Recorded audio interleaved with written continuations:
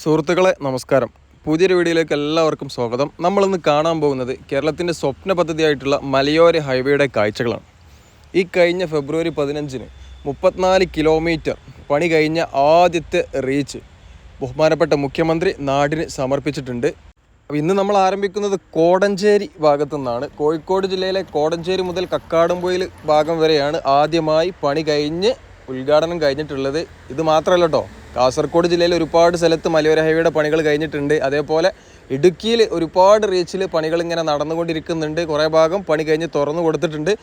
അപ്പോൾ ഇതാണ് കോടഞ്ചേരി. മനോഹരമായിട്ടുള്ള സ്ഥലമാണ് സുഹൃത്തുക്കളെ. എന്താ തണുപ്പ് പറയാം. അതിരാവിലെയാണ് നമ്മളിവിടെ എത്തിയിട്ടുള്ളത്. അടിപൊളി സ്ഥലം കേട്ടോ. ഈ ഒരു മലയോര ഹൈവേ, മലമ്പ്രദേശം, അതേപോലെ വനമേഖല, മലയോര മേഖലയെ മൊത്തം കോർത്തിണക്കിക്കൊണ്ടാണ് കേരളത്തിൻ്റെ ഈ ഒരു സ്വപ്ന പദ്ധതി തയ്യാറായിക്കൊണ്ടിരിക്കുന്നത്. അപ്പോൾ ഇതിലൂടെ പോകുമ്പോൾ ഇതേപോലത്തെ നല്ല അടിപൊളി കാഴ്ചകളൊക്കെ കാണാം. അതിരാവിലെ ഇതേപോലത്തെ സ്ഥലങ്ങളൊക്കെ ഭയങ്കര രസമാണ്. പല പണിക്ക് പോകുന്ന ആളുകൾ, കടകളൊക്കെ ഇങ്ങനെ തുറന്നു വരുന്നു. അതേപോലെ ഹോട്ടലുകളിലൊക്കെ ചായക്ക് തിരക്ക്. അതേപോലെ ഇവിടെ കുറേ ഇറച്ചിക്കടകളുണ്ട്. പന്നിയിറച്ചിയായിട്ടും പോത്തായിട്ടും ഇഷ്ടംപോലെ ഇറച്ചിക്കടകളുണ്ട് ഇവിടെ. മലയോര ഹൈവേയുടെ കുറേ വീഡിയോകൾ നമ്മൾ ചെയ്തിട്ടുണ്ട്. ചപ്പാത്ത് കുട്ടിക്കാനം റൂട്ടിലെ കാഴ്ചകൾ, അതേപോലെ കാസർഗോഡ് ജില്ലയിലെ മലയോര ഹൈവേയുടെ കാഴ്ചകൾ, കോഴിക്കോട് ജില്ലയിൽ തന്നെ കക്കാടംപൊയിൽ ഭാഗത്തെ കാഴ്ചകളെല്ലാം ഞാൻ കാണിച്ചിട്ടുണ്ട്. ഇന്ന് നമ്മൾ കാണാൻ പോകുന്നത് കോടഞ്ചേരി മുതൽ കൂടരഞ്ഞി എന്ന ഭാഗത്തെ കാഴ്ചകളാണ്. അപ്പോൾ മലയോര ഹൈവേ ആയതുകൊണ്ട് 2 വരിയിലാണ് മലയോര ഹൈവേ. അപ്പോൾ നമ്മളെ ഈ ഒരു NH 66 പോലത്തെ അത്രയും നല്ല വ്യൂ നമുക്ക് കാണാൻ പറ്റില്ല. 2 വരി ആകുമ്പോൾ ഇതേപോലത്തെ കുറച്ച് റോഡിൻ്റെ ഭാഗവും അതേപോലെ പ്രകൃതി രമണീയമായിട്ടുള്ള മനോഹരമായിട്ടുള്ള കാഴ്ചകളൊക്കെ കാണാനേ പറ്റുള്ളൂ. ഏറ്റവും ഈ ഒരു മലയോര ഹൈവേയിൽ ഏറ്റവും ഭംഗിയുള്ള റൂട്ട് ഏതാ വെച്ചാൽ, ഏറ്റവും നല്ല അടിപൊളി റൂട്ട് ഇടുക്കി ജില്ലയിലെ കുട്ടിക്കാനം ചപ്പാത്ത് റൂട്ടാണ്. നല്ല അടിപൊളി റൂട്ടാട്ടോ. ഇപ്പോൾ പണി കഴിഞ്ഞതുകൊണ്ടാണ് നമുക്ക് ആ ഒരു റൂട്ട് നമുക്ക് മനസ്സിലായത്. ഇതേപോലെ കേരളത്തിൻ്റെ അങ്ങേത്തല മുതൽ ഇങ്ങേത്തല വരെ നോക്കുമ്പോൾ ഒരുപാട് സ്ഥലങ്ങളുണ്ടാകും. നിലമ്പൂർ ഭാഗത്തെത്തുമ്പോൾ കുറച്ച് സ്ഥലം കാട്ടിലൂടെയാണ് പോകുന്നത്. വനമേഖലയിലൂടെ ഇത് പോകുമ്പോൾ ഒന്നുകൂടി മൊഞ്ചു കൂടാൻ ചാൻസ് ഉണ്ട്. നിലമ്പൂർ മാത്രമല്ല, കുറച്ച് സ്ഥലത്തൊക്കെ വനമേഖലയിലൂടെ ഈ ഒരു മലയോര ഹൈവേ കടന്നു പോകുന്നുണ്ട്. അപ്പോൾ എന്താണ് മലയോര ഹൈവേ? ഒരുപാട് തവണ നമ്മൾ പറഞ്ഞതാണ്. കേരളത്തിൻ്റെ സ്വപ്ന പദ്ധതിയായിട്ടുള്ള ഈ ഒരു മലയോര ഹൈവേ 13 ജില്ലയിലൂടെയാണ് കടന്നു പോകുന്നത്. ആലപ്പുഴ ജില്ല വെച്ച് ബാക്കി 13 ജില്ലയിലൂടെയും ഈ ഒരു മലയോര ഹൈവേ പോകുന്നുണ്ട്. പണികൾ ഒരുപാട് കാലം മുമ്പ് 1983-ലാണ് ഈ ഒരു മലയോര ഹൈവേയെ കുറിച്ചിട്ട് ചിന്തിക്കാൻ തുടങ്ങിയത്. ഏതായാലും ഇപ്പോഴാണ് മലയോര ഹൈവേയുടെ റീച്ചിൽ പല ഭാഗത്തും പണികൾ നടന്നുകൊണ്ടിരിക്കുന്നുണ്ട്. പിന്നെ ഒരുപാട് സ്ഥലത്ത് പാവപ്പെട്ട കർഷകരും അല്ലാത്തവരൊക്കെ ആയിട്ടുള്ള ആളുകൾ ഫ്രീ ആയിട്ട് സ്ഥലം വിട്ട് കൊടുത്തിട്ടുണ്ട്. എല്ലാ സ്ഥലത്തും അങ്ങനെയല്ല കേട്ടോ, ചില ഏരിയയിൽ മാത്രമാണ് വിട്ട് കൊടുത്തിട്ടുള്ളൂ. അപ്പോൾ ഇതിൻ്റെ ബുദ്ധിമുട്ട് എന്താ വെച്ചാൽ, വനമേഖല, വനത്തിലൂടെ കടന്നു പോകുന്ന ആ ഒരു സ്ഥലത്ത് വനത്തിലെ ഭൂമി കേരള സർക്കാർ വിചാരിച്ചാൽ മാത്രം ഏറ്റെടുക്കാൻ പറ്റുന്ന ഒരു ഇതല്ല. വനഭൂമി ഏറ്റെടുക്കുമ്പോൾ ഫോറസ്റ്റ് ഡിപ്പാർട്ട്മെൻറ്റിന് എല്ലാന്നുള്ള കേരള സർക്കാരിന് കുറച്ച് പൈസ കൊണ്ട് കൊടുത്തുകൊണ്ട് ഭൂമി ഏറ്റെടുക്കുക, ആ പണി നടക്കില്ല. വനഭൂമി എത്ര മീറ്റർ ഭൂമിയാണ് നമ്മൾ ഏറ്റെടുക്കുന്നത്, അതിൻ്റെ പകരമായിട്ട് കുറച്ച് ഭാഗം കാടിനോട് കൂട്ടിച്ചേർക്കണം. എത്ര ഭൂമിയാണോ നമ്മൾ കാട്ടിൽ നിന്ന് എടുത്തത്, അത്രയും ഭൂമി നമ്മൾ കാട്ടിലോട്ട് തിരിച്ചു വെക്കണം. അതായത് വേറെ ഏതെങ്കിലും ഒരു ഭാഗം കാടിനോട് കൂട്ടിച്ചേർക്കണം. അവിടെ സ്ഥലമേറ്റെടുപ്പ് സ്വകാര്യ ഭൂമിയാണെന്നുണ്ടെങ്കിൽ അത് ഏറ്റെടുത്തിട്ട് ആ ഭാഗം കാടായിട്ട് കൂട്ടണം. അതാണ് വനത്തിൽ ഭൂമി ഏറ്റെടുക്കുമ്പോഴുള്ള ബുദ്ധിമുട്ട്. ഏതായാലും 90 കാലഘട്ടത്തൊക്കെ ഇതിന് പണികൾ തുടങ്ങിക്കണമെന്നുണ്ടെങ്കിലും ഇപ്പോഴാണ് ഇതൊന്ന് ക്ലച്ച് പിടിച്ചത് കേട്ടോ. അതായത് കുറേ കാലമായി മലയോര ഹൈവേയുടെ പ്രപ്പോസലും കാര്യങ്ങളൊക്കെ വന്നിട്ട് ഇപ്പോഴാണ് ഈ ഒരു കിഫ്ബി ഫണ്ട് ഉപയോഗിച്ചിട്ടാണ് മലയോര ഹൈവേ നിർമ്മിക്കുന്നത്. അപ്പോൾ അതുകൊണ്ട് ഇപ്പോഴാണ് പണിക്കൊരു വേഗത കൂടിയത്. ഏതായാലും 34 കിലോമീറ്റർ പണി കഴിഞ്ഞ് ആദ്യമായിട്ട് കേരളത്തിലെ ആദ്യമായിട്ട് മലയോര ഹൈവേയുടെ റീച്ച് 34 കിലോമീറ്റർ മുഖ്യമന്ത്രി കഴിഞ്ഞ ഫെബ്രുവരിയിൽ ഉദ്ഘാടനം ചെയ്ത് കൊടുത്തിട്ടുണ്ട്. ഒരുപാട് സ്ഥലത്ത് പണി കഴിഞ്ഞെങ്കിലും കേട്ടോ, 2 സൈഡിലും ഫുട്പാത്തും ബസ് സ്റ്റോപ്പും കാര്യങ്ങളൊക്കെ ആയിട്ട് നമ്മളെ കാസർഗോഡ് ജില്ലയിലെ നന്താരപ്പത് ഭാഗത്തുള്ള കാഴ്ചകളൊക്കെ ഞാൻ കാണിച്ചതാണ്. അതൊക്കെ മുമ്പ് കണ്ട ആളുകൾക്ക് അറിയാൻ പറ്റും. കാസർഗോഡ്, കണ്ണൂർ, അതേപോലെ മലപ്പുറം ജില്ലയിൽ പണികൾ കാര്യമായിട്ടൊന്നും നടക്കണില്ല തോന്നുന്നു. ഏതായാലും 3593 കോടി രൂപ കിഫ്ബി ഈ ഒരു പദ്ധതിക്കായിട്ട് മാറ്റി വെച്ചിട്ടുണ്ട്. പിന്നെ പൂർണ്ണമായിട്ടും കിഫ്ബി ഫണ്ടല്ലോ കേട്ടോ. 793 കിലോമീറ്റർ മാത്രമാണ് കിഫ്ബി ഫണ്ട് ഉപയോഗിച്ച് നിർമ്മിക്കുന്നുള്ളൂ. അതിൽ 166 കിലോമീറ്ററിൻ്റെ പണി കഴിഞ്ഞിട്ടുണ്ടോ, പൂർണ്ണമായിട്ട് പണികൾ കഴിഞ്ഞിട്ടുണ്ട്. അതിപ്പോൾ കാസർഗോഡ് പെടും, ഞാൻ പറഞ്ഞ കുട്ടിക്കാനം ചപ്പാത്ത് പെടും, അതേപോലെ കോഴിക്കോട് ജില്ലയിലെ മറ്റുള്ള സ്ഥലത്തെ ഈ ഒരു മലയോര ഹൈവേയുടെ പണികൾ അതൊക്കെ ഇതിൽ പെടും. അപ്പോൾ ഏതായാലും ഈ ഒരു റീച്ചിൻ്റെ പണികൾ പൂർണ്ണമായിട്ടും ചെയ്തിട്ടുള്ളത് ഊരാളുങ്കൽ ലേബർ സൊസൈറ്റിയാണ്. റോഡിൻ്റെ 2 സൈഡിലും കട്ടയൊക്കെ വിരിച്ച് നല്ല അടിപൊളി റോഡാണ്. ബസ് സ്റ്റോപ്പും കാര്യങ്ങളൊക്കെ ഇതിൽ ഇൻക്ലൂഡ് ആട്ടോ.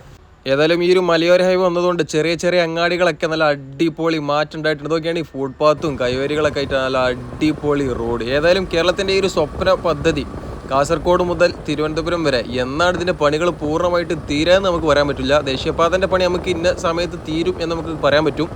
ഇതെന്നാണ് തീരാന്നറിയില്ല. ഏതായാലും സുഹൃത്തുക്കളെ ഒരുപാട് പ്രശ്നങ്ങൾ ഇതിൻ്റെ ബാക്കിലുണ്ട്. വനത്തിൽ ഭൂമി ഏറ്റെടുക്കുന്ന പ്രശ്നം, മറ്റുള്ള സ്ഥലത്തൊക്കെ പുതിയ അലൈൻമെൻറ്റ് പ്രകാരം റോഡ് ഉണ്ടാക്കുന്നതിലുള്ള ബുദ്ധിമുട്ട്, അങ്ങനത്തെ കുറച്ച് ബുദ്ധിമുട്ടുകൾ ഏതായാലും ഇതിലുണ്ട്. ഏതായാലും ഇത് പണികൾ കഴിഞ്ഞ് തുറന്നു കൊടുക്കുമ്പോൾ കേരളത്തിൻ്റെ ടൂറിസം മേഖലയ്ക്ക് ഒരു കുതിപ്പ് നൽകുന്നൊരു പാതയായിരിക്കും ഈ പാത. പോകുന്ന വൈക്കലൊക്കെ ഇതേപോലത്തെ എന്തെങ്കിലുമൊക്കെ കാഴ്ചകളുണ്ടാവും. ഉദാഹരണങ്ങൾ അരിപ്പാറ വാട്ടർഫോൾസ്. ഇതേപോലെ പോണ വൈക്കൽ നമുക്ക് ഒരുപാട് കാഴ്ചകളൊക്കെ ആസ്വദിച്ച് പോകാൻ പറ്റും. പോണ വൈക്കലാണ് ഇപ്പോൾ ഈ ഒരു തേൻ കൃഷി കണ്ടത്. ഇതേപോലെ ഒരുപാട് കാഴ്ചകൾ ഈ ഒരു മലയോര ഹൈവേയിലൂടെ പോകുമ്പോൾ കാണാൻ പറ്റും. കാണാത്ത കാഴ്ചകൾ കാണിക്കും. അതേപോലെ കാണാ കാഴ്ചകളൊക്കെ ആസ്വദിച്ച് കൊണ്ട് പോകാൻ പറ്റിയിട്ടുള്ളൊരു റൂട്ടാണ് മലയോര ഹൈവേ. ഇവിടെ ഒരുപാട് സ്ഥലത്ത് തേൻ കൃഷി നടക്കുന്നുണ്ട്. റബ്ബർ തോട്ടത്തിനടിയിലൊക്കെ ഒരുപാട് സ്ഥലത്ത് ഇതേപോലെ തേൻ്റെ പെട്ടി ഇങ്ങനെ കാണാം. അപ്പോൾ ഇത് ഞാൻ അതിൽ വെച്ചാണ്ട് കറക്കും. അങ്ങനെയാണ് തേൻ ഉണ്ടാക്കുന്നത്. ശുദ്ധമായിട്ടുള്ള തേൻ. സംഭവം സെറ്റ്.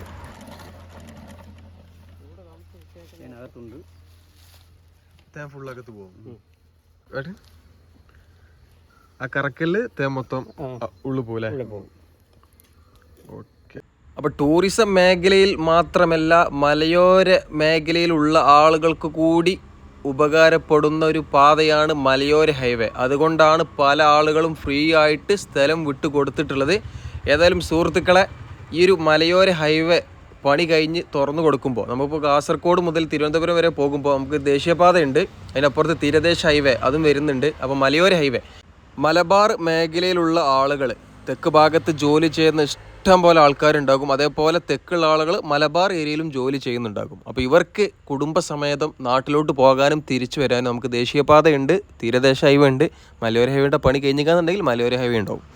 നമ്മളൊക്കെ ആഴ്ചക്ക് ഉമ്മാൻ്റെ പോണ മാതിരി ഓല് പോവില്ല, അല്ലെങ്കിൽ സ്വന്തം പേരിൽ പോണ മാതിരി ഒന്നും ഓല് പോവില്ല. കൊല്ലത്തിൽ ഒരു വെക്കേഷനിൽ, അല്ലാന്നുണ്ടെങ്കിൽ സ്കൂൾ പൂട്ടുമ്പോൾ, അങ്ങനെ 3 മാസം കൂടുമ്പോൾ, അങ്ങനെ കുറേ കാലം ഗ്യാപ്പ് എടുത്തതിന് ശേഷമായിരിക്കും അവർ പോകുക.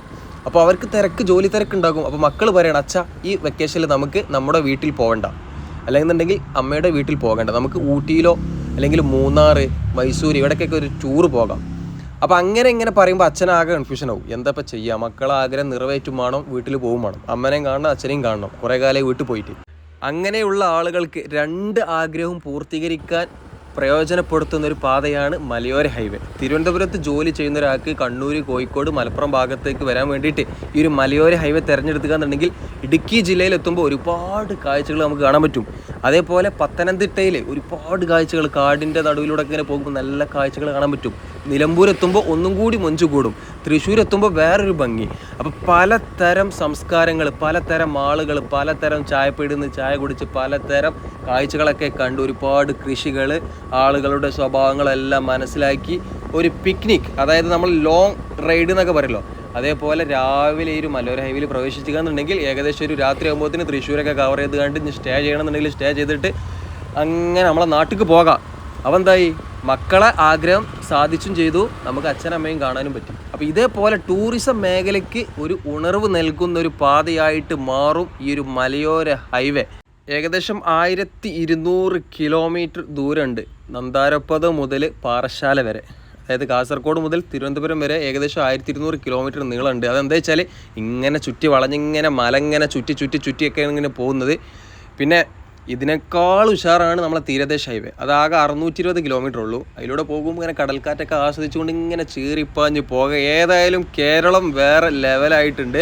ഒരുപാട് പുതിയ റോഡുകൾ വന്നിട്ടുണ്ട് സുഹൃത്തുക്കളെ. ഈ ഒരു ഭാഗത്തെ വീഡിയോ എടുക്കാൻ വേണ്ടിയിട്ട് ഞാൻ എൻ്റെ വീട്ടിൽ നിന്ന് കുളപ്പുറം ടു കൊണ്ടോട്ടിയിൽ നിന്ന് കൊണ്ടോട്ടി എടവണ്ണപ്പാറ റൂട്ട്, മോനെ ഒരു രക്ഷയിലിട്ട് എന്താ റൂട്ട്. മലപ്പുറത്ത് ആകെ 2-3 റോഡ് മാത്രമാണ് മോശമായിട്ടുള്ളത് തോന്നുന്നു.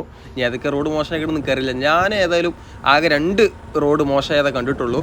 ബാക്കിയുള്ള എല്ലാ റോഡുകളും അടിപൊളി. ഇതേപോലെ കണ്ണൂർ ജില്ലയിലും അതേപോലെ കാസർഗോഡ് ജില്ലയിലും ഉൾഭാഗത്തുള്ള റോഡുകളൊക്കെ അടിപൊളിയാണ്. അതേപോലെ തൃശ്ശൂർ നമ്മളെ കുതിരാൻ്റെ വീഡിയോ എടുത്ത് തിരിച്ചു വരുമ്പോൾ ഞാൻ മറ്റേ മുള്ളൂർക്കര ആ ഭാഗത്തു കൂടെ ഉള്ളേരി കൂടെ ഒക്കെയാണ് വന്നത്. എന്താ റോഡ് വരും, സൂപ്പർ റോഡുകൾ. ഏതായാലും ഇങ്ങനത്തെ കുറച്ച് നല്ല റോഡുകൾ ഉണ്ടായിട്ടുണ്ട് ഈ ഒരു കുറഞ്ഞ കാലയളവിൽ. ഏതായാലും സംഭവം സെറ്റ്. തീരദേശ ഹൈവേ, മലയോര ഹൈവേ, അതിൻ്റെ നടുക്കൂടെ NH66. NH66 ഏതായാലും ഒരുപാട് ഭാഗങ്ങളൊക്കെ 2025 അവസാനത്തോട് കൂടിയിട്ട് പൂർണ്ണമായിട്ടും ഗതാഗതത്തിന് തുറന്നു കൊടുക്കും. തെക്ക് ഭാഗത്ത് പണികൾ കുറച്ച് ലാഗാണ്. ഏതായാലും അത് നമുക്ക് ഒരു ഫൈനൽ നമുക്ക് പറയാൻ പറ്റും, ഇന്ന സമയത്ത് അതിൻ്റെ പണി തീരും എന്നുള്ളത്. ഇതിൽ പിന്നെ സ്ഥലം ഏറ്റെടുക്കുന്നതിലുള്ള ബുദ്ധിമുട്ട്, അതേപോലെ വനമേഖല അതൊക്കെ ഉള്ളത് കൊണ്ട് ഇത് പൂർത്തിയാകൽ എന്നാണ് നമുക്ക് കറക്റ്റായിട്ട് പറയാൻ പറ്റില്ല. വനമേഖലയിൽ സ്ഥലം ഏറ്റെടുക്കലാണ് പ്രധാന വെല്ലുവിളി. അതേപോലെ അലൈൻമെൻറ്റ് തയ്യാറാക്കലൊക്കെ കുറച്ച് ബുദ്ധിമുട്ടുള്ള കാര്യമാണ്. ഏതായാലും ഊരാളുങ്കൽ ഏൽപ്പിച്ച പണി നല്ല കൃത്യമായി ചെയ്തിട്ടുണ്ട്. 34 കിലോമീറ്റർ അടിപൊളിയായിട്ടുണ്ട്. ഡ്രെയിനേജ് ഉണ്ട്, അതേപോലെ കട്ട വിരിച്ചിട്ടുണ്ട്, അങ്ങാടിയിലൊക്കെ ഫുട്പാത്ത് ഉണ്ട്, പിന്നെ കൈവരിയും വെച്ചിട്ടുണ്ട്. അപ്പോൾ ഇതാണ് കൂടിരിഞ്ഞി. ഇതേപോലത്തെ ഒരുപാട് ചെറിയ ടൗണുകൾ പ്രശസ്തമാകും. ഇതിലൂടെ ആളുകൾ ഇങ്ങനെ പോകും, ഇതാണില്ലേ കോടഞ്ചേരി, ഇതാണില്ലേ കക്കാടംപൊയിൽ. കക്കാടംപൊയിലൊന്നും ആരും അറിയത്തില്ല കേട്ടോ. കക്കാടംപൊയിലൊക്കെ ഫേമസ് ആയിട്ടുണ്ട്. അതൊന്നും കൂടി ഒന്ന് ഉഷാറാക്കും. പിന്നെ വിദേശികളൊക്കെ കേരളത്തിലേക്ക് വരുമ്പോൾ കേരളത്തിൽ ഇതേപോലെ 2 അടിപൊളി റൂട്ടുണ്ട്, ഒന്ന് സഞ്ചരിക്കേണ്ട റൂട്ടാണ് എന്ന് വിദേശികൾ അവരുടെ നാട്ടിൽ പോയി പറയും.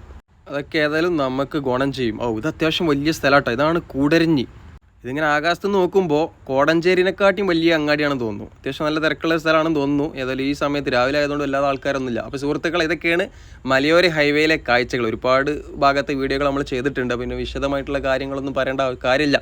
ഏതായാലും വീഡിയോ ഇഷ്ടപ്പെട്ട് കണ്ടിട്ടുണ്ടെങ്കിൽ ഒന്നുണ്ട് ലൈക്ക് അടിച്ച് ചാനൽ ഇതുവരെയും സബ്സ്ക്രൈബ് ചെയ്യാത്ത സുഹൃത്തുക്കൾ ഒന്നാണ് സബ്സ്ക്രൈബ് ചെയ്തേക്കും. അഭിപ്രായങ്ങളൊക്കെ കമൻറ്റായിട്ട് രേഖപ്പെടുത്തുക. മറ്റൊരു വീഡിയോയുമായിട്ട് വീണ്ടും കാണാം. Thanks for watching. See you again. Jai Hind.